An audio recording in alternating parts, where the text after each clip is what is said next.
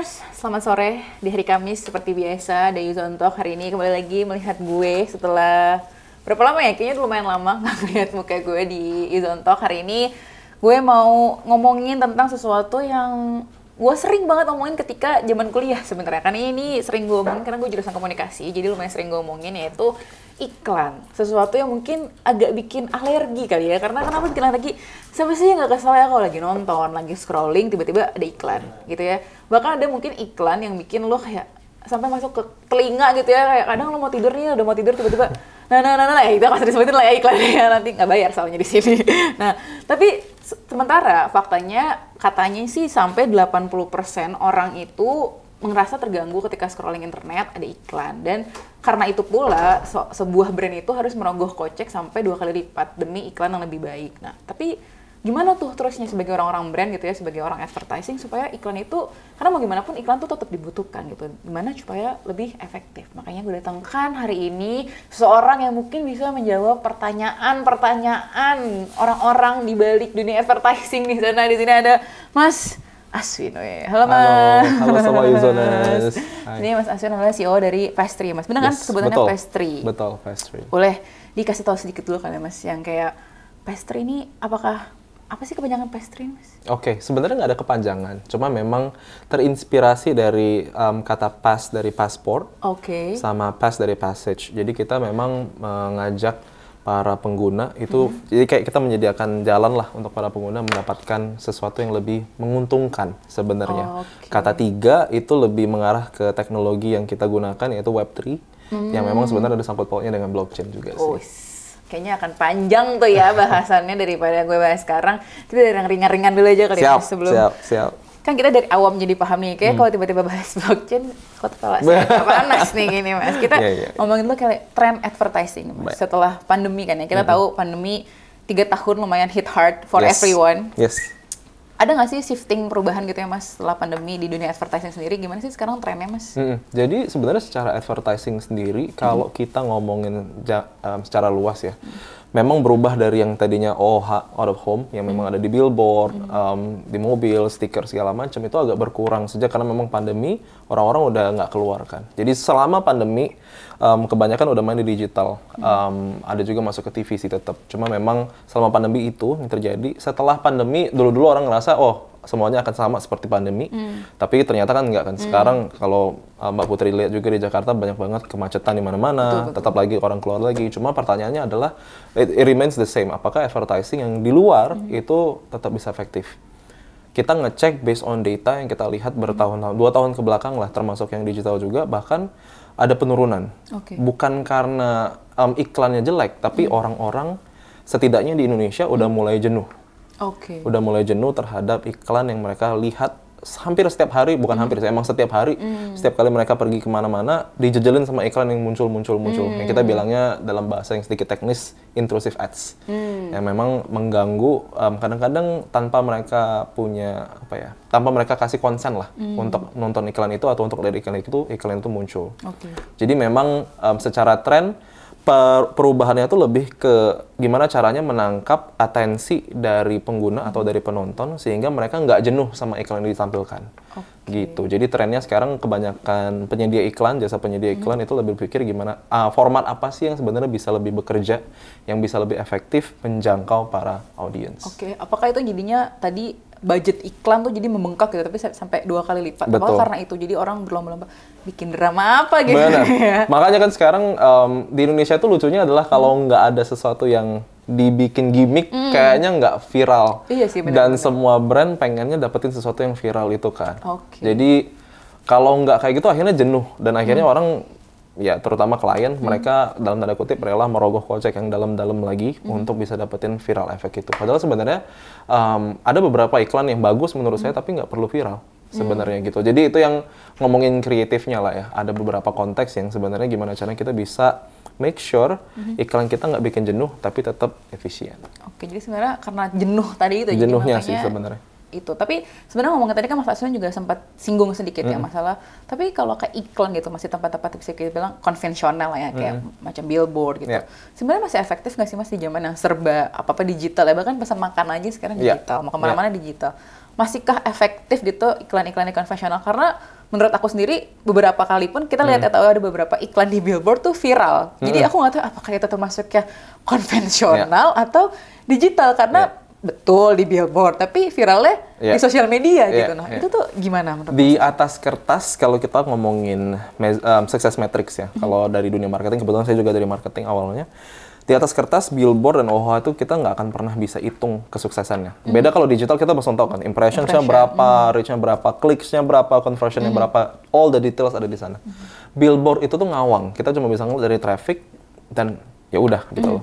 Sehingga sekarang banyak banget dari pihak brand, dia pasang billboard, dia nggak diemin itu billboard. Either billboardnya dibalik lah, atau billboardnya dibikin jadi apalah, dibikin gimmick-gimmick tertentu, sehingga orang stop. Akhirnya kalau kita dalam kontekstual teori, kita bilangnya guerrilla marketing. Sehingga secara kreatif, orang ngeliat billboard itu nggak lagi petak biasa, tapi jadi sesuatu yang lebih luar biasa. Cuma memang secara sukses matrix, kalau kita mau ngomong, billboard itu sangat-sangat berhubungan dengan traffic, sangat-sangat berhubungan dengan konsep, tapi kita nggak akan pernah bisa ngukur berapa banyak sih orang yang nelpon sesuatu. Misalnya ada satu perusahaan yang mengiklankan barangnya dia di billboard, cuma bisa diukur dari berapa banyak orang yang nelpon, berapa banyak orang yang follow, berapa banyak orang yang nge-foto dan berinteraksi dengan billboard itu, sehingga kita bisa ngecek. Tapi kalau memang arah dan tujuannya adalah memang untuk bangun awareness, itu jadi satu hal yang bisa dipakai. Gitu loh. Itu pun cuma kita bisa ngecek based on traffic aja sih. Jadi nggak yang gimana-gimana. Tapi kalau kayak di media konvensional lain ya Mas, misalnya let's say di radio, di TV gitu, itu gimana Mas tren iklan sekarang? Sebenarnya gini, even termasuk yang billboard, itu tergantung target audiensi kita siapa. Tergantung juga campaign yang kita sedang jalankan itu seperti apa. Terus ujung-ujungnya balik lagi periodenya berapa lama. Karena di dunia marketing itu kita bilang untuk iklan terutama ada certain frekuensi yang harus di-hit, kayak berapa kali seseorang harus ngeliat iklan sehingga baru dia ketanam, kayak tadi Mbaknya bilang kan kayak sampai malam kebayang-kebayang iklan itu kenapa? Karena ada repetisi, karena ada frekuensi. Nah sehingga dalam kontekstual frekuensi dan dalam kontekstual 360 marketing, dimanapun kita berada, dimanapun kita melihat, kemanapun kita pergi, kita ngelihat brand ini dengan konsistensi yang sama. Disitulah orang akhirnya pasang billboard, pasang radio, pasang iklan di TV, pasang iklan di website. Di website ada lagi nanti yang namanya algoritmanya gimana harus dipakai. Terus banyak sih secara keseluruhan akhirnya semua iklan tuh ngikutin penggunanya gitu loh.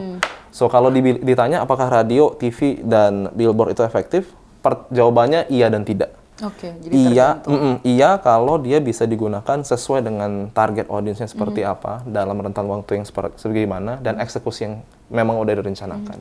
Tidak kalau semua aspek tadi dihiraukan. Jadi sekarang memang pihak brand itu harus lebih pinter-pinter menggunakan channel apa yang mau dipakai untuk iklan, karena iklan itu udah banyak banget, hampir nggak ada berhentinya, dan kalau nggak kita mainkan formatnya, kalau kita mainkan caranya, ya jadinya dalam tanda kutip buang-buang duit aja gitu. Iya betul sih. Kayak baru kemarin nih Mas ya lewat di salah satu stasiun MRT, di kolong stasiun MRT, saya kaget. Biasanya kan cuma gambar, ada suaranya iklan. Pakai speaker gitu ya. Jadi mungkin sekarang jadi banyak digabung-gabungin yang tadinya cuma gambar jadi ada suaranya gitu ya. Lumayan ya di kolong MRT. Mungkin kalau teman-teman yang userners lewat di stasiun MRT Cipetais itu ya agak kaget tiba-tiba lagi jalan ada suara lagu-lagu dari e-commerce tertentu yang agak jantungan gitu. Jadi mungkin itu experience yang mungkin coba dibangun sama teman-teman di belakang layar advertising yang juga mungkin udah mulai. Kan kalau kita sebagai pengguna bisa tadi dibilang ya ada faktanya 80% terganggu. Sebagai orang yang bergerak di bidang advertising. Pusing nggak sih Mas? Kayak kan karena harus mikirin ya. Harus gimana lagi nih gitu ya. Ini kan karena memang makanya sebenarnya ke dunia kreatif itu nggak pernah tidur, nggak pernah berhenti. Jadi benar tadi secara indera kita selama ini mengandalkan mata kan, ngeliat banner gede-gede. Tapi sekarang begitu orang-orang udah ngeliat TikTok dan video-video, short video yang bergelimuran di mana-mana, sekarang rasanya kita nggak bisa pungkiri suara itu juga penting. Karena suara dan noises itu juga membantu kita jadi lebih fokus terhadap sesuatu kan. Jadi memang sekarang waktunya lebih banyak eksperimen sih. Nggak bisa kita pakai yang konvensional kayak dulu ya udah kayak gitu aja, nggak bisa sih. Cuma ada beberapa yang akhirnya menggunakan konvensional sebagai pembeda. Karena ya itu tadi semua orang berlomba-lomba untuk jadi sama, untuk jadi berisik dengan pakai warna-warna yang cerah, kalimat-kalimat yang mentereng. Tapi akhirnya ada orang yang pakai konvensional biar dari sekian banyak yang berisik ada satu yang nggak terlalu berisik loh. Gitu. Jadi emang harus pinter-pinter ngelihat keadaan masyarakat, terus pangsa pasarnya seperti apa, audiensnya kayak gimana. Jadi, sih. Ada titik jenuhnya juga ya sebagai seorang advertiser ya. Pasti. Tapi nggak cuma kita doang nih sebagai pengguna ya. Soalnya kita aja sebagai pengguna, aduh iklan lagi gitu ya. Jadi, tapi kalau tadi kan aku sebagai pengguna lah, Mas, aku di sini menempatkan diri sebagai pengguna gitu. Tapi kalau dari advertiser sendiri, gimana sih interaksi orang zaman sekarang gitu ya, Mas, dengan iklan digital gitu? Kita lihat iklan digital, apalagi melihat kan yang pakai HP gitu ya, itu nggak cuma orang-orang seumuran aku nih gitu yang bisa dibilang ya oke lah ngerti gitu. Nah ada gap lah, ada let's say mama aku sama aku tuh beda lah ketika melihat iklan gitu. Itu gimana sih interaksi pengguna? Pastry itu sebenarnya bertindak sebagai DSP. DSP itu apa? Itu demand side platform. Jadi kita tugasnya lebih ngebantu klien-klien yang memang mau memaksimalkan dan mengoptimalkan iklan yang mereka pasang. Nah, sehingga biasanya yang kita lakukan, jadi kita punya set of partners, salah satunya memang Uzone Group yang memang kita ajak kerjasama, set of partners yang memang punya audience tertentu, yang memang udah sangat targeted. Lalu kita sebagai DSP itu tuh membantu para klien untuk mendapatkan dan meraih atau menjangkau para pengguna yang sesuai dengan targetnya. Jadi kalau misalnya memang tadi Mbak Putri udah sampaikan bahwa ada perbedaan umur, ada perbedaan behavior, itu semua dari kita secara internal kita mengklasifikasi interest based on behavior. Jadi dalam sehari biasanya mereka di artikel di sebuah website itu nge-publish tentang apa sih. Terus kita lihat performanya kayak gimana. Penggunanya itu lebih hobi ngeliat artikel yang isinya seperti apa. Dari situ kita bikin persona orang ini kira-kira, oh dia sukanya ngeliatnya misalnya gadget.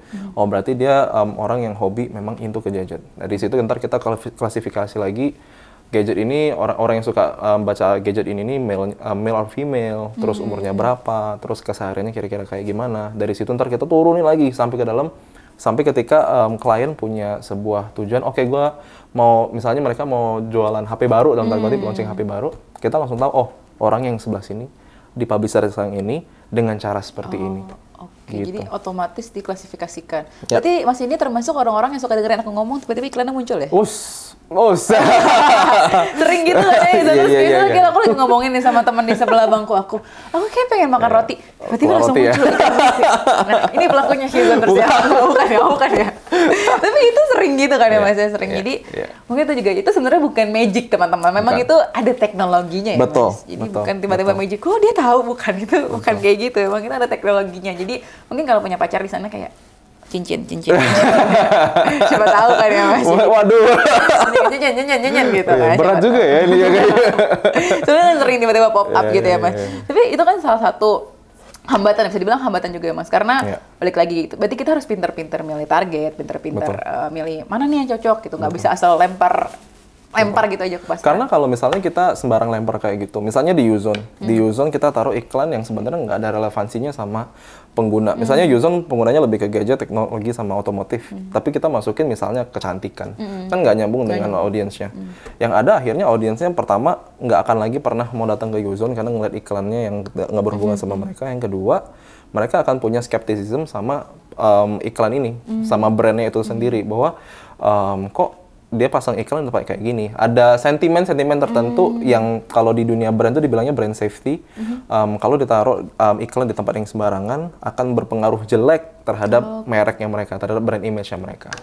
Gitu. Itu berarti salah satu hambatan. Tapi ada lagi nggak sih Mas hambatan-hambatan yang bisa ditemuin sama teman-teman brand mungkin di sini atau teman-teman advertiser, misalnya dikasih bocoran-bocoran gitu yang akhirnya tuh justru mempengaruhi efektivitas campaign itu sendiri gitu. Tadi selainnya salah penempatan iklan itu sendiri, ada lagi nggak sih biasanya tuh yang... Jadi kita kalau di Pastry itu selalu ada 3 filter setidaknya. Pertama, kita memang harus tahu dulu target audience yang tadi, secara keseluruhan dibutuhnya seperti apa. Yang kedua, kita akan lihat itu kreatifnya atau kontennya itu sendiri. Iklannya, formatnya seperti apa. Terus angle yang dia gunakan itu tuh sesuai nggak sih sebenarnya dengan target audience yang mereka mau capai. Karena sebenarnya ada beberapa iklan, karena dulu saya sempat kerja di beberapa perusahaan FMCG sama perusahaan teknologi, saya tahu terutama di FMCG, kalau brand udah bikin iklan biasanya ada research dulu. Mereka bikin FGD segala macam. Jadi lebih gampang buat mereka untuk pastiin iklannya tepat sasaran. Cuma sekarang karena semuanya serba cepat, semuanya serba instan, ada beberapa perusahaan yang sebenarnya mengindahkan. Jadi mereka menyingkirkan proses itu karena lumayan lama dan costly. Jadi mereka langsung tembak aja sekira-kiranya yang lagi trending apa diikutin semua. Tapi sebenarnya in longer term itu nggak terlalu efektif. Nah, jadi biasanya dari situ kita ngelihat ya udah dengan kreatif yang ada kita bikin dan bantuin dengan A/B testing. Jadi mungkin konteksnya sama, iklannya sama, tapi kita tambahin misalnya ada kotak di bawah tulisan sesuatu yang tulisan gratis dan bebas biaya pendaftaran, walaupun artinya mungkin sama, itu efeknya bisa beda jauh sih. Jadi dari situ memang kita bantu mereka untuk lakukan eksperimen. Filter ketiga baru kita ngomongin soal tujuan dari iklan ini. Apakah iklan ini maunya cuma untuk awareness aja, atau mereka cuma untuk masuk ke klik, jadi mereka mesti ngeklik dan masuk ke landing page, atau sampai all the way kalau di aplikasi berarti sampai install. Gitu. Jadi kita optimize itu setiap funnelnya sih. Dan pesan untuk brand juga memang harus ngecek bahwa semua iklan itu harus sesuai dengan tujuan, tapi juga harus sesuai dengan target audience, dan mastiin bahwa di tengah-tengah itu ada medianya atau kreatifnya ini yang menentukan tindakan yang kita harapkan audience lakukan. Karena kalau enggak, kita minta orang untuk beli sesuatu, tapi di iklannya nggak ada call to action untuk membeli, ya orang nggak akan beli sih. Jadi banyak lah yang harus difilter. Tapi ini agak melenceng sedikit nih Mas, sebelum aku masuk ke technical gitu ya.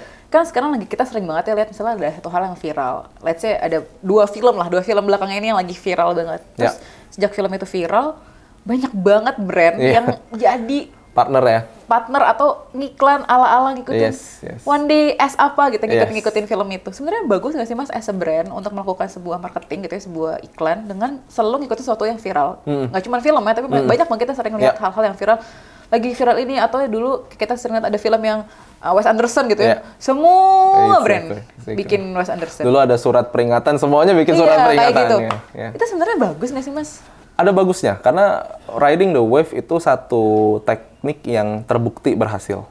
Kalau kita bisa tepat dan cepat ngelakuinnya. Jadi memang ada beberapa orang yang harus standby, terutama teman-teman yang kerja fokusnya di digital marketing. Memang harus selalu ngelihat tren di saat itu apa. Karena when it happens, as fast as it is, semua orang akan pengen ngelihat konten yang seperti itu. Dan kalau itu bisa dipakai untuk mencapai tujuan brand, ya kenapa enggak? Jadi sebenarnya efektif, tapi very short term period of time, dan nggak bisa rely on it terus-terusan. Karena balik lagi, kalau di dunia brand kita bilang ngomongin soal positioning kan. Kalau kita nggak bisa position ourselves differently dengan brand-brand yang lain, secara identitas kita agak sulit diingat gitu loh. Jadi sometimes kita di kepala kalau ngomong e-commerce, yang muncul yang warna hijau atau yang warna oranye itu tergantung berapa sering dan berapa kita ngelihat iklan mereka konsisten. Kalau mereka ikut-ikutan, ombak viral jadi itu nggak ada di top of mind kita. Nggak ada. Secara identitas juga kurang. Tapi sesekali untuk lucu-lucuan, untuk nge-boost impression, untuk nge-boost, ngambil panggung lah istilah kasarnya, boleh-boleh aja sih, sah-sah aja. Jadi sebenarnya nggak masalah untuk ikutin, tapi asal tetap tahu batasan. Batasan. Karena ada beberapa juga aku lihat beberapa kali justru jadi kayak backfire ya justru. Itu agak hati-hati tuh ya, kayak gitu-gitu. Apalagi di sosmed kan sekarang kita tahu sendiri ya, sangat berbahaya teman-teman ya, jadi hati-hati. Nah tapi mau gimana pun ya Mas, namanya iklan, jujur aja gitu ya, kadang apalagi mungkin sekarang lagi dengerin musik di iklan. Kalau nggak langganan gitu, harus berlangganan. Lagi nonton YouTube, iklan. Semua iklan. Ada iklan yang bisa di skip, ada yang 1 menit harus dilihatin gitu ya. 1 menit ya? Iya, ada iklan belum 1 menit, kadang cuma 10 detik, kadang 5 detik gitu. Semuanya iklan, mau gimana pun jenuh. Gitu. Mungkin Mas aja gitu ya sebagai orang yang bekerja di advertising jenuh gitu kan lihat iklan, apalagi kita gitu. Kalau saya jujur sekarang di posisi yang sangat excited ngeliat iklan. Karena duit saya dapat dari saya tiru gitu ya. Gitu. Jadi, tapi kan pasti ada jenuhnya juga. Terus lagi asik-asik menyanyi nih, mau di refnya tiba-tiba iklan. Selai dan roti. Kan ya. Kesel ya Mas gitu ya. Pengguna ya. Pik nyanyi ini gitu-gitu, tiba-tiba ada iklan gitu. Harus berlangganan gitu kan ya. Tapi ada nggak sih Mas caranya gitu ya supaya kita tuh jadi bersemangat gitu? Aku juga pengen loh kayak Mas gitu ya, bersemangat ya untuk melihat iklan tuh. Ada nggak sih cara-caranya untuk gimana sih caranya biar bersemangat nih untuk melihat iklan? Sebenarnya kalau secara cara ya, kalau kita ngomongin iklan konvensional baik itu digital, hampir nggak ada sih. Aku jujur pribadi ini kalau saya ngelepas jabatan dan ngelepas pekerjaan, nggak ada orang yang suka iklan sebenarnya. Nggak ada satu orang pun di dunia ini suka iklan. Dari basicnya sendiri iklan tuh ada dipakai untuk mengganggu ketenangan kita, sehingga kita yang tadinya asik nonton teralihkan pikirannya masuk ke brand yang iklan ini kan. Jadi sebenarnya kalau ditanya sejujurnya nggak ada yang suka iklan. Sekarang mungkin kalau aku sendiri jadi suka karena ada beberapa brand yang memang inovatif dan kreatif sekali dengan penyampaian iklannya. Yang tadinya intrusif, nyebelin kayak on the face, jadinya sebuah cerita yang inspiring, jadi cerita yang bisa lebih dinikmatin. So itu mungkin salah satu caranya, itu memang dari sisi kreatif. Kalau saya kebetulan agak idealis anaknya, jadi ngelihatnya anak-anak senja yang harus ada episode 1, iya, episode harus 2 ada. gitu ya. Kan yang beberapa brand memang bikin jadi iklan, yang jadi cerita. Cuma ada juga yang memang sebenarnya lucu sekali, tapi kalau terus-terusan jadi nyebelin juga. Dulu kan ada beberapa yang kayak kita ngeliat nih orang ini lagi gitu. Gitu ya. Jadi kayak ada satu titik yang sebenarnya kalau dibilang ya sebenarnya nggak oke. Cuma selain kreatif, nah ini yang pasti lakukan. Kita tahu bahwa ada beberapa orang yang, bukan beberapa sih, kebanyakan populasi di dunia bahkan memang nggak suka iklan. Nah, sehingga untuk menyelesaikan masalah ini, menyelesaikan pain point ini, kita memberikan value terhadap waktu, terhadap kalau dia pakai HP dan pakai kuota sendiri, terhadap kuotanya mereka sendiri, untuk menikmati iklan. Gitu loh. Karena kalau nggak kita kasih mereka feedback atau kasih value balik, rasanya kita ngambil waktu mereka semena-mena. Terus kita ngejejelin sesuatu yang sebenarnya mereka lagi nggak pengen nonton. Cuma bayangin kalau kita lagi tadi nyanyi, you're singing, terus lagi happy-happynya banget, tiba-tiba muncul iklan tanpa diundang gitu kan. Kalau iklan ini cuma muncul sekali lewat dan nggak ngasih apa kan rasanya nyebelin. Cuma kalau dia muncul, tapi di akhir begitu iklan ini selesai, ada sesuatu yang Mbak Putri bisa dapetin, it's gonna be, ya oke lah, at least gue dapet sesuatu, gitu loh. Jadi, nah dari situ kita ngeliat, kita bikin riset memang secara user experience, ada satu format iklan yang sebenarnya bisa kita optimalkan, dan belum ada sebelumnya di Indonesia, yang benar-benar di Indonesia yang bikin.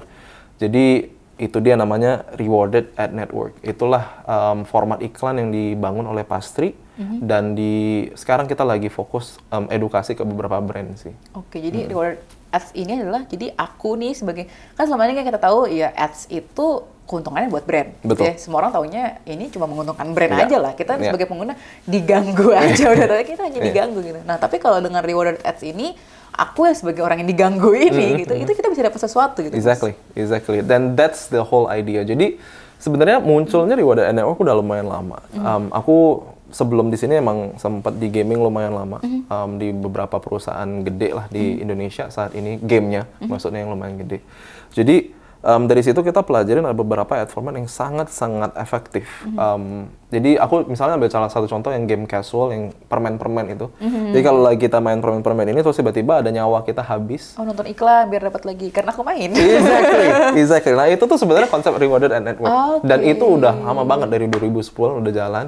Karena semua orang udah suka lebih suka main game, dan mereka ngerasa kayak, well daripada gua nunggu 2 menit biar nyawanya satu muncul, mending nonton iklan ini 15-30 detik, I get my life back, I can play. Nah itu Rewarded Ad Network yang konsepnya memang terbatas di ekosistem itu. Nah yang Pastry lakukan, kita ambil ini ke level selanjutnya. Yang tadinya dia dapetin benefit yang hanya bisa dipakai di game tertentu atau di aplikasi tertentu, kita berikan mereka imbalan yang variabelnya lebih fleksibel.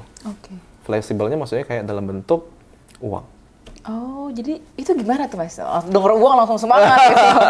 Gimana tuh Mas? Misalnya aku nonton, nanti kan kalau yang di game itu kita sering lah ya, nggak cuma 1-2 game yang memang kayak entah itu dapat nyawa, dapat item game. Nah, kalau di Pastry ini sistemnya seperti apa Mas? Konteksnya sebenarnya kurang lebih sama. Kita tetap pakai format video. Jadi kenapa kita pakai video? Karena secara konsentrasi tadi dia menghibur mata, terus dia menghibur emosi, dia menghibur dari sisi pendengaran juga. Jadi cukup kompleks video ini, dan memang terbukti lebih performing well.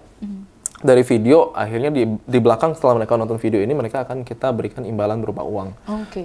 Uangnya ini nanti akan kita, mereka bisa tarik masuk langsung ke e-wallet mereka, kayak GoPay, Grab atau OVO atau Dana, atau mereka juga bisa tukar dengan item-item lain gitu loh, karena kita juga punya voucher yang kita kerja sama. Dengan game juga tadi gitu. Ada game, ada non-gaming, sekarang masih banyak yang kita akan explore. Jadi itu konsep pertama untuk rewardednya kita. Jadi mereka nonton video, tapi ada konsep kedua yang sekarang kita lagi kembangin juga, yaitu dengan mereka login. Dengan login aja tuh mereka udah bisa langsung dapat reward. Karena memang gini, sebenarnya kenapa iklan itu dan kenapa banyak banget kayak Google, all those big names, sangat ya bisa jadi kaya, Facebook bahkan bisa jadi kaya banget karena iklan. Karena sebenarnya yang dipakai itu data pribadi seseorang kan. Behaviornya dia, misalnya masuk ke website, dari dia ngeklik homepage, dia ngeklik artikel, itu kan ada yang namanya cookie itu. Itu dicek satu-satu behaviornya seperti apa, dan itu disimpan. Kita semua di storage semua, dan diolah. Sehingga secara data, secara back-end, semua iklan yang kita lihat itu sesuai dengan apa yang udah kita lihat sebelumnya. Gitu. Jadi memang secara teknologi udah sedemikian rupa lah dibikin seperti itu. Dan dalam artian itu kita juga melakukan hal yang sama kurang lebih, tapi kita memberikan imbalan ketika orang memberikan zero party datanya mereka. Jadi biasanya lewat, kalau kita buka akun baru di sebuah sosial media, nanti ada pilihan kayak kamu lebih suka nonton konten yang seperti apa? Komedi, terus makanan, segala macam. Nah itu begitu kita isi survei ini, itu kita kasih preferensi kita. At the same time itu secara teknologi atau secara teknikal dibilang zero party data. Dan zero party data inilah yang akan nanti dipakai oleh sebuah aplikasi, dalam artinya juga Pastry, juga akan memberikan iklan-iklan yang sesuai dengan preferensi mereka. Jadi tanpa memberikan data-data yang gimana-gimana ya Mas, jadi nggak ada nomor kartu kredit gitu-gitu ya teman-teman ya. Cuman jadi memang udah, jadi bisa jadi iklan yang aku terima dan yang Mas terima tuh beda ya? Beda. Jadi memang udah disesuaikan. Tapi tadi tuh sistemnya gimana Mas? Biar pengguna ini mungkin user sisinya dia tertarik nih, apakah mereka harus nonton iklan sepanjang hari gitu ya? Atau gimana sih dapat mereka kumpulin koin, mereka harus menonton iklan dalam waktu let's say 1 jam atau gimana sih sistemnya? Enggak sih, jadi iklan kita rata-rata jalan 15 detik, nggak terlalu lama karena memang sekarang very short attention-nya audience terutama di dunia lah sejak ada short video platform. Jadi kita rata-rata 15 detik, setelah nonton 15 detik mereka akan dapat reward. Itu rewardnya memang variatif, ada beberapa yang langsung dikasih, maksudnya dikasih di detik itu juga, tapi ada juga yang memang harus nonton beberapa kali baru bisa dapat. Jadi tergantung dengan kliennya seperti apa. Nah, yang kedua, yang itu tadi, jadi begitu mereka login, masukin username and whatnot lewat email atau nomor HP, mereka udah bisa langsung dapat, dan during the time mereka nonton, itu akan terakumulasi di dompetnya mereka masing-masing. Jadi memang secara teknologi kita udah atur sedemikian rupa, sehingga dia merasa bahwa, oke, kalau emang gue harus akses sebuah website, di website ini ada iklan, muncul iklan ini gue nggak rugi-rugi amat. Gitu loh. Dan itu ada maksimumnya nggak sehari Mas? Maksudnya? Enggak. Berarti dia menonton iklan seharian juga boleh ya? Sama iklannya masih ada di website itu masih bisa. Oh gitu, jadi misalnya ada di Uzon kan ya, ada di Uzon ID. Hari ini aku mau fokus mencari uang dengan menonton iklan di Pastry gitu ya, berarti bisa kayak gitu ya? Sebenarnya nggak bisa dibilang bahwa mencari uang seharian tuh nggak bisa juga. Karena pasti dalam satu hari, kan dari kita juga akan dibatasi gitu ya? Ada sekian banyak iklan yang bisa ditonton dalam satu hari. Dan nonton iklan satu ya nggak mungkin langsung dapat ratusan ribu juga, pasti kan kecil-kecil, jadi nggak mungkin. Cuma itu kita lakukan ini dengan harapan bahwa satu hari orang-orang dan penyedia iklan lainnya juga mulai memahami dan mulai menghargai bahwa waktunya pengguna dan kuota yang pengguna pakai itu tuh juga berharga gitu loh. Makanya kita kemarin aku sempat ngobrol sama beberapa teman-teman rekan-rekan yang ada di Kominfo. Kominfo juga bilang bahwa sebenarnya secara intrusivity iklan-iklan yang muncul di publishers website segala macam itu kadang-kadang memang nggak cuma mengganggu privasi, tapi juga mengganggu ya balik lagi penggunaan kuota yang sebenarnya itu kalau dicari per 1 giga misalnya 5.000 misalnya ya. Berarti kan per 100 mega itu ada sekian angka atau sekian biaya yang udah dikeluarkan hanya untuk nonton iklan. Nah itu jadi sebenarnya ini kita mengobati pain point itu sih sebenarnya. Jadi sebenarnya sih ya lebih ke lumayan ya dibanding menghabiskan waktu percuma. Betul. Ini ada yang dikumpulin gitu, tiba-tiba pas ngecek, oh udah lumayan nih bisa buat beli kuota gitu ya. Betul. Nah itu kan tadi dari sisi pengguna gitu Mas. Nah kalau dari sisi brand sendiri, seberapa efektifnya sih dengan adanya rewarded ads ini, apakah terlihat gitu jauh lebih efektif gitu? Itu seberapa efektif Mas? Naik rata-rata sekitar 80%. Wow, jadi ini fokus gitu ya? Kenceng. Kenapa? Karena pengguna yang tadinya menghindari iklan, begitu mereka ngerti dengan nonton iklan ini mereka bisa dapat reward, ada motivasi yang tadi kan Mbak Putri juga bilang, seharian gue mau nonton iklan aja, gitu buat ya? dapat duit. Ada beberapa motivasi yang arahnya ke sana, walaupun kita pahami nggak segitunya juga. Cuma memang in that sense, karena sekarang mereka udah punya alasan lebih untuk nonton sebuah iklan, sehingga yang tadinya awareness orang baru muncul iklan kita udah cari skip atau nyari atau nyari tombol X yang banget dulu. Malah dipencet malah ke yang lain gitu ya. Nah, iklan-iklan yang kayak gitu yang sengaja dihindari, kita justru edukasi kalau lu nggak skip iklan ini, you dapetin sesuatu sehingga orang punya encouragement. I gonna finish the ads. Yang tadinya mereka pengen menghindari, sekarang edukasinya adalah mereka pengen nonton. Begitu mereka udah pengen nonton, kalau kreatifnya baik, sampai akhir iklan mereka akan lakukan actions yang memang diinginkan oleh brand. Sehingga memang secara ROAS, return on ad spend, terus secara investment juga very very good sih. Oke, jadi memang terbukti sangat efektif ya Mas? Sampai detik ini memang rewarded ad network atau rewarded ad format secara kasta ya, dia memang ada di posisi paling atas dari sisi efektivitas.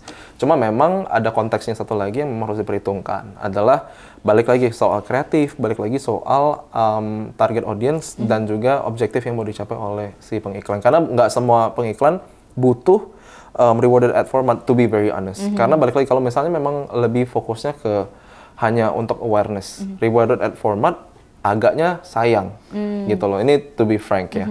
Cuma kalau kita ngomongin soal action base atau kita ngomongin soal awareness yang memang bikin orang untuk ingat sehingga mereka harus nonton sebuah iklan sampai habis, itu rewarded ad network sangat sangat berguna.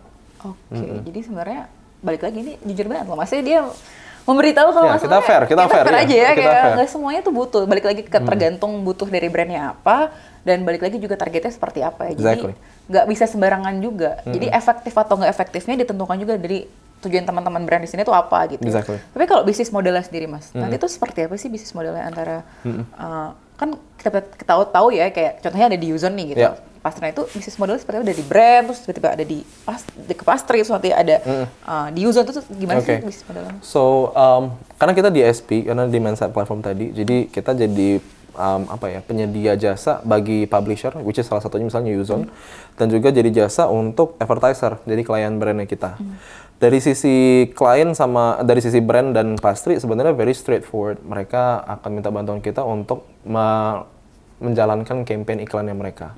Fokusnya kita adalah gimana caranya memaksimalkan pengguna dari inventory Uzon untuk memastikan iklan yang mereka tonton sesuai dengan algoritmanya mereka, sesuai dengan interestnya mereka, sehingga si brand juga jadi happy. Ini secara flow-nya. Jadi memang dari klien, pastry, dan publishers atau dalam artian ini Uzon, itu semuanya dapat benefitnya masing-masing. Nah, secara bisnis model, yang tadinya kalau ini aku sedikit buka-bukaan juga ya dari sisi Google, for example, brand bayar Google selesai, gitu kan. Dan dari situ Google ntar bagi hasil yang ya mereka punya peraturan sendiri, mereka lakukan sendiri, mereka punya ya hitung-hitungannya sendiri lah untuk publishers berapa, tapi sampai di sana. Nah, kalau dari pastry yang kita lakukan adalah dari klien, dia udah set budget ads.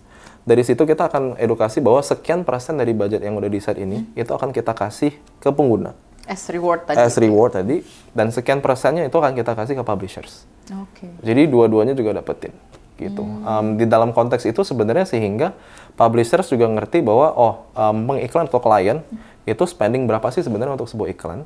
Dan dari sisi user, mereka dapat insentif sehingga mereka juga akan lebih happy. Dan mereka punya sentimen yang lebih baik kepada brandnya. Nah, dari brand dia akan dapetin hasil yang lebih signifikan.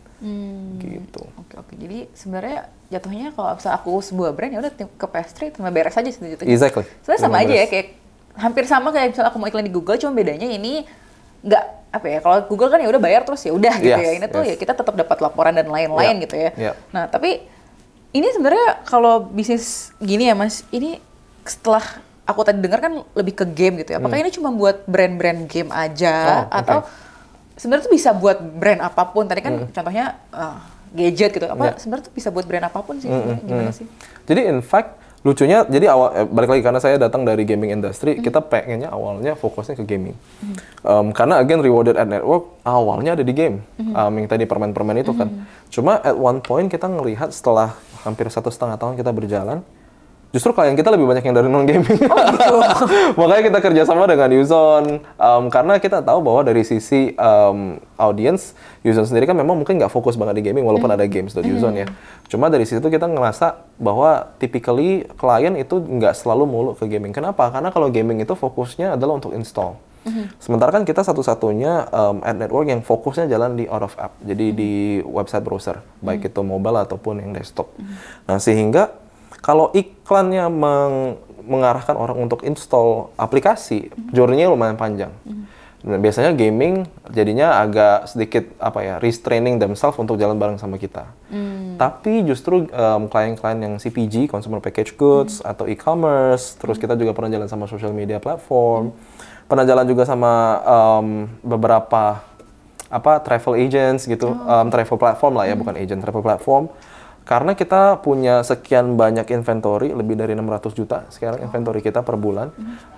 Dan mereka memang pengen targeting orang-orang ini secara langsung. Jadi secara brand sebenarnya to be honest, kalau ngomongin porsi, sekarang lebih banyak yang non-gaming sih daripada yang gaming. Jadi malah awalnya mau ke gaming, malah bukan awalnya ke gaming, awalnya dari ide gitu dari gaming, malah sekarang udah lebih banyak non-gaming. Lebih gitu. banyak yang general. Tapi tadi masih bisa ditukernya ke salah satunya ke voucher gaming gitu. Bisa. Kita ya karena saya punya kenalan lumayan banyak di gaming company sih ya. Jadi masih bisa. Tapi kita sekarang lagi mau kembangin biar variabelnya bisa lebih general. Dengan harapan kita bisa menjangkau lebih banyak orang juga sih. Karena kan nggak semua orang main game. Karena gamer sendiri paling cuma 10-15% dari seluruh populasi orang di Indonesia pakai internet kan. Jadi kayak kita mikir gimana caranya kita bisa bawa benefit untuk orang lebih banyak. Oke. Tapi tadi aku belum sempat nanya nih. Sekarang nih udah ada di Pastry ini udah ada di beberapa website sih Mas, bisa diaplikasikan publisher-nya ini? Kita ada 30 lebih sih. Dan 30 ini lebih. Di Indonesia aja atau? Jadi kita Indonesia itu ada sekitar 20-an, di luar negeri masih Southeast Asia, itu masih sekitar 10-15-an sih. Jadi sebenarnya udah sampai Southeast Asia. Udah sampai Southeast Asia. Jadi kita satu-satunya DSP atau Advertising Network platform yang asalnya dari Indonesia, dibangun dari Indonesia sendiri, udah menjangkau sampai Southeast Asia sih. Betul, anak bangsa. Yes. Gitu. Nah, berarti ini akan terus berkembang gitu kan Mas, publisher ini. Pasti. Dan ini akan ada di website aja atau rencana ke depannya seperti apa nih Mas kira-kira? Sekarang kita jujur fokusnya justru memang lebih main di website. Kita beresin satu dulu. Kita masih bikin begitu banyak sistem targeting dan filtering. Banyak banget lah yang memang kita lagi perbaiki dan improve secara teknologi. Cuma begitu ini udah beres, nanti kita akan pasti masuk ke aplikasi. Cuma kenapa kita memulai dari website dulu? Karena sampai detik ini nggak bisa dipungkiri, majority of people juga tetap mengakses dunia website ini, either itu di desktop atau mobile. Nggak semua orang bukanya dari aplikasi. Yang ada orang buka aplikasi pun udah kejejalan sama iklan kan. Jadi kita pikir, ngapain kita bertarung dengan orang-orang ini gitu loh. Mending kita masuk ke website, di mana yang masih banyak banget yang masih bisa kita improve sih. Oke, gitu. Jadi memang for now ya buat website dulu ya. Tapi tadi dia agak ngomongin ke teknologi. Tadi di awal juga udah ngomongin ya, ada blockchain. Aku udah siap. Sebenarnya teknologi apa sih Mas yang dipakai sama Pastry sampai akhirnya terciptalah si rewarded ads ini? Karena kalau dipikir mungkin udah lama ya ada rewarded ads, tapi sampai akhirnya kok baru ada nih yang di website tuh. Jadi salah satu flaw atau salah satu cons dari rewarded ad network adalah kalau kita udah mau narik rewardnya atau mau narik hadiahnya lah istilah kasarnya, ada satu concern yang mungkin orang akan sedikit nyenterin alis ya, kayak keamanan data saya tersimpan dengan baik atau enggak. Karena kalau di game, kayak tadi main permain segala macam, itu kan terbatas pada aplikasi dan akun itu aja. In-game aja In-game itu aja. Sementara sekarang kalau kita kasih reward dalam bentuk rupiah, itu kan banyak nih yang main. Ngomongin soal keamanan, ngomongin soal rupiahnya mereka, banyak banget. Dan akhirnya kita, jadi fun fact, sebelum Pastry sekarang full-fledged masuk ke ad network, kita tuh dulunya tuh bikin education platform. Sebenarnya kita bikin education technology platform di mana kita berambisi untuk mengajarkan orang-orang tentang pengaplikasian teknologi blockchain atau Web3. Jadi Web3 itu atau blockchain itu bisa dipakai untuk apa aja. Karena sekarang kan orang mikirnya trading kripto yang akhirnya orang takut kan, ntar jadi duitnya hilang lah, hari ini tinggi besok langsung turun jauh gitu kan. Kita mau bawa mereka untuk paham bahwa blockchain itu nggak cuma dipakai untuk crypto trading, tapi bisa banyak yang hal lain. Salah satunya ya memang iklan ini. Jadi kita bikin edukasi itu, cuma makin kita lakuin 3 bulan, 4 bulan waktu itu saya ngelihat makin kita ngajarin orang soal blockchain, makin mereka nggak ngerti. Kayak ini apa sih sebenarnya gitu ya? Makin ngumet ya justru ya. Jadi kita mengambil kesimpulan bahwa sama seperti dulu internet diperkenalkan dari tahun 91. Kita ngomongin teknologinya orang nggak akan ngerti. Betul. Kita tunjukin aja cara pakainya kayak gimana. Jadi kita bertugas punya visi sekarang kita tunjukin kepada orang-orang cara gunain blockchain itu kayak gimana. Salah satu keuntungan penggunaan teknologi blockchain adalah keamanan data. Karena memang technical banyak. Mungkin nanti users bisa baca masing-masing blockchain itu seperti apa dan kenapa dia begitu aman di datanya. Cuma memang secara singkat, intinya data yang udah di-store di tempat kita itu nggak akan bukan nggak akan sih, hampir 99% nggak bisa dihack, itu yang pertama. Yang kedua, dari sisi ada yang namanya self-sovereign identity. Jadi, identity atau data yang teman-teman setorkan, istilah kasarnya yang masuk ke datanya kita, itu masih dimiliki oleh teman-teman. Kalau di website pada umumnya, kalau kita udah masukin data pribadi segala macam, kita udah nggak tahu tuh data itu bakal dipakai buat apa. Tapi dengan teknologi blockchain, si pengguna masih punya kontrol penuh atas data yang mereka berikan, sehingga mereka tahu jelas data itu dipakai untuk apa, dipakai oleh siapa. Gitu loh. Nah, itu yang sebenarnya kita gunakan. Dan dari sisi itulah, dengan PD-nya, dengan confident, kita bisa jamin bahwa semua reward teman-teman yang dalam bentuk rupiah tadi itu bisa tetap aman di dompetnya kami. Gitu. Jadi kita, begitu orang mau withdraw, tinggal dimasukin nomor HP atau email, nanti ada verification code-nya segala macam. Di belakang kami di filter itu akan ada, jadi setiap orang tuh nanti punya dompetnya masing-masing. Setiap dompet punya address uniknya masing-masing. Itu panjang banget addressnya, ada 24 atau 27 karakter, sehingga unik sekali, sehingga akan sulit untuk seseorang masuk ke dompet ini. Untuk nge-hack gitu Untuk nge-hack itu akan susah banget. Hampir sekarang sih kayaknya belum ada sih yang benar-benar bisa nge-hack gitu sih. Jadi to that sense, bagi kita sekarang ini udah cukup aman, udah ya. Saya percaya akan selalu ada pengembangan-pengembangan nantinya. Jadi sekarang udah aman banget bahwa setiap rupiah yang dihasilkan dari nonton iklan atau mendaftarkan diri ke dalam sebuah pastry platform, kita sebutnya honor wall, itu pasti akan aman dan akan selalu dijaga dengan baik rahasianya. Oke, jadi sebenarnya untuk pengguna aman banget ya. Nah, caranya untuk aku daftar gitu, misalnya Mas mau jadi pengguna supaya bisa tadi terdaftar, itu caranya gimana, Mas? Jadi misalnya masuk ke uzone.id atau games.uzone.id gitu ya. Nanti di bagian bawah kanan itu akan kelihatan satu kotak. Isinya sebenarnya video. Nah, itu iklan dari pastry. Dari situlah nanti akan kelihatan begitu udah selesai nonton, ada tulisan mau login atau enggak. Tinggal login aja di situ sebenarnya. Jadi login di situ, dengan login di situ nanti akan kelihatan rewardnya kamu udah berapa di walletnya. Terus dari situ antara ada pilihan, ada OVO, GoPay sama Dana yang bisa dipilih. Kalau kamu udah reach 10.000 minimum, itu kamu bisa tarik. Kenapa mesti 10.000? Karena admin fee-nya kami yang tanggung. Oh, gitu. Kalau cuma 1.000 kayaknya agak sedih gitu ya. Admin fee-nya lebih mahal daripada agak sedih, cuma nariknya 1.000 gitu ya. Jadi kita taruh di situ dan sebenarnya dengan itu tadi sih sebenarnya lebih sering masuk ke Uzone setiap hari, baca berita-berita yang update yang memang bermutu kan di Uzone. Lebih banyak berita yang berita yang dibaca dan iklan yang ditonton, lebih banyak juga reward yang bisa dapetin.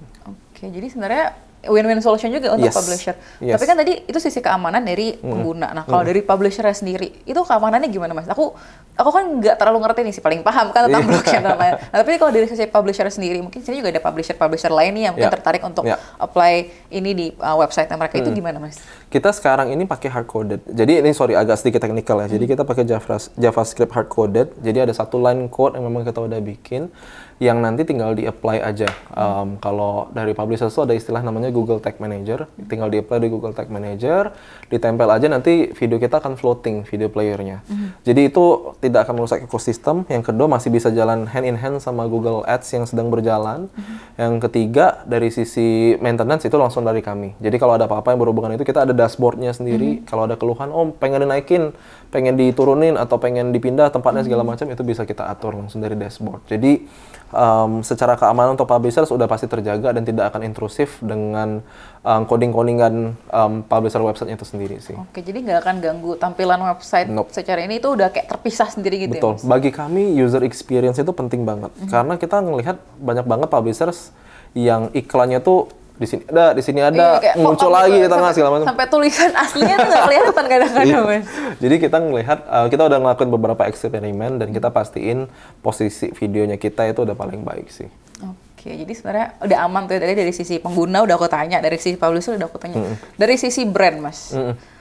Gimana caranya? Kalau aku mau brand aku ada di Pastry ini gimana caranya dan apakah ada kualifikasi ya? Apa sih harus ada bentuknya video? Apakah bisa bentuk gambar atau gimana sih Kalau kita sebenarnya untuk memulai practically simple masuk ke websitenya kita aja pastry.id atau ya nanti bisa kontak-kontakan lah sama kita. Itu sebenarnya juga bisa langsung datang ke kita di LinkedIn. Kita ada di mana-mana sih sebenarnya, tinggal masuk. Ntar kita akan coba cek dulu sih memang secara kategori segala macam. Kita clarify dulu objektifnya seperti apa. Udah deh, sisanya kita langsung atur. Jadi memang sesimpel itu aja sih. Just pick up a call atau langsung email atau cek kita di LinkedIn, langsung beres sih sisanya. Okay. Dan itu brand boleh milih nggak Mas? Misal milih SN, aku mau iklannya cuma di Uzone, aku mau ini, itu boleh milih? Boleh banget milih. Sebenarnya mungkin nggak per publisher, tapi yang akan dipilih itu sesuai dengan persona dari target audience-nya mereka. Jadi karena gini, kalau mereka pilih per publishers, mereka mungkin nggak tahu di dalam publishers itu ada sekian persen demografinya seperti apa. Dan bayangin kalau kita jalan sama 30 publishers dengan 600 juta impression per bulannya, mereka harus pilih salah satu kan capek. Agak pusing juga ya. Iya. Jadi kita bantu mereka dengan menjelaskan kategori dan audiensnya punya interest seperti apa. Dari sini kita bantu make sure mereka achieve targetnya mereka sih.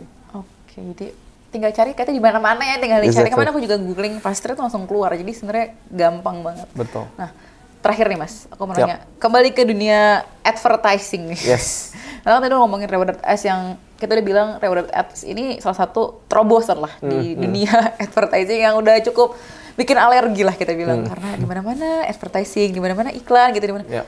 Kira-kira kedepannya gimana sih Mas dunia advertising ini, mungkin jadi salah satu masukan ke teman-teman yang bergerak di dunia advertising gitu ya? Sebenarnya advertising makin kesini tuh ada satu hal yang mungkin harus dipahami semua orang, bahwa akan jadi lebih personal.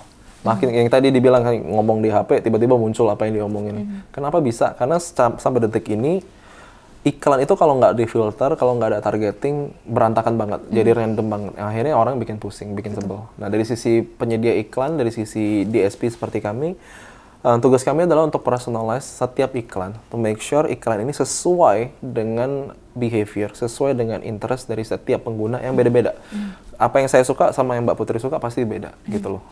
Dan setiap itu tuh harus dikustomisasi sedemikian rupa sehingga iklan yang tadinya dipakai untuk yang penting ada, semua orang bisa lihat, peduli amat, sekarang kayak oke, gue pasang iklan ini tuh untuk ngomong ke beberapa orang, yang orangnya kayak Aswin atau yang orangnya kayak Mbak Putri gitu. Jadi to that sense, kedepannya pasti tren iklan akan lebih personal, akan lebih ngena. Makanya setiap kali orang masuk ke website, biasanya ada tulisan this website tracks your cookie gitu.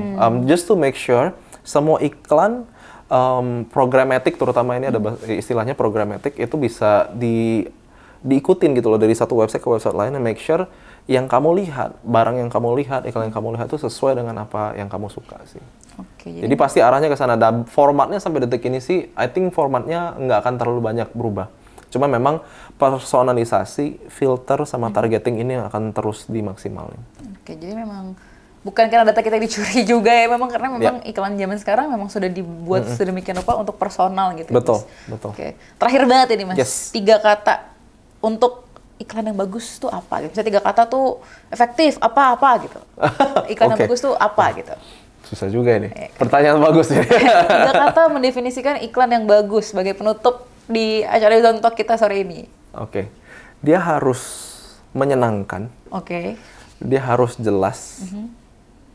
Dia harus rewarding. Tetap rewarding ya. Dia menyenangkan, jelas, dan rewarding. Bener sih ya, kalau nggak menyenangkan, malas juga ditonton. Kalau nggak jelas, percuma ada iklannya. Rewarding karena saya juga sebagai pengguna, saya ada rewardnya, nggak cuma brandnya aja yang di reward. Tadi terima kasih banyak nih Mas Aswin hari ini udah berbagi banyak banget insight. Mungkin ini nggak cuma buat teman-teman advertising doang, sebenarnya buat teman-teman brand juga banyak banget, karena ternyata ada format lain loh iklan yang sebenarnya mungkin jauh lebih efektif ya dibanding iklan-iklan yang kita lihat sekarang. Itu sebenarnya ada format iklan lain, jadi ada rewarded ads yang mungkin bisa lebih efektif lagi. Langsung aja hubungi Mas Aswin, teman-teman pastry di sini. Dan buat teman-teman Uzoners di sana yang mungkin bukan teman-teman advertising tapi mungkin tahu, oh ternyata ada iklan loh yang bisa menghasilkan juga, nggak cuma buat game item doang ya, buat main permen-permen tadi itu. Ada juga yang namanya tadi rewarded ads. Caranya gimana? Buka websitenya uzone.id, makanya baca website uzone.id, di situ ada di bawah. Jadi semuanya suka. Dan sekian Uzone Talk kita hari ini. Terima kasih banyak sekali lagi Mas Aswin, dan jangan lupa untuk terus nonton Yuzon di setiap Yuzon Talk di setiap hari Kamis dan sampai jumpa di minggu depan. Bye Yuzoners.